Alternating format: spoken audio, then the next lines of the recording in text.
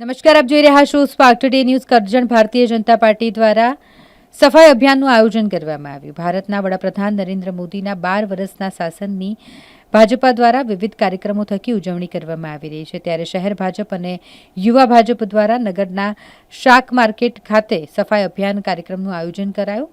શહેર ભાજપા અને યુવા ભાજપાના કાર્યકરો સાથે નગરપાલિકાના પ્રમુખ ઉપપ્રમુખ શાક માર્કેટ અને એપીએમસી ખાતે સફાઈ અભિયાનમાં જોડાયા હતા. સફાઈ અભિયાનનું આયોજન જ્યારે કરવામાં આવ્યું હોય ત્યારે તમામ જે નગરજનો છે તેઓને પણ સફાઈ અભિયાન થકી સ્વચ્છતા જાળવવા અપીલ કરવામાં આવી. 8 થી 14 તારીખ સુધી આદરણીય નરેન્દ્રભાઈ મોદીના શાસનકાળના 12 વર્ષ પૂર્ણ થયા.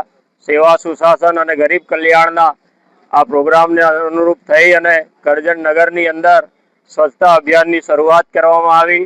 નવા શાક માર્કેટની અંદર જે કચરો પડ્યો હતો તેની સાફ સફાઈ ભેગા મળી અને કરવા માટે થઈને અમે અહીંયા આવ્યા છે. ત્યારે શ્રેષ્ઠ ભારત, સર્વશ્રેષ્ઠ ભારત, સ્વચ્છ ભારત એવા સૂત્રને સાકાર કરવા માટે અને આદરણીય પ્રધાનમંત્રી શ્રી નરેન્દ્રભાઈ મોદીના શાસનકાળના પ્રથમ દિવસથી જ એમનો સંકલ્પ હતો કે મારું ભારત સ્વચ્છ ભારત બને અને સ્વસ્થ ભારત રહે.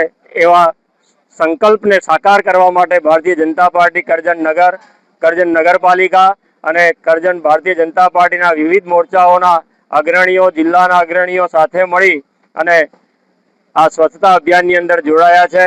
અમારા કરજણને સ્વસ્થ બનાવવાના નેમ સાથે અમે આ સ્વચ્છતા અભિયાનને સાકાર કરવા માટે થઈ અને કાર્યક્રમમાં લાગ્યા છે.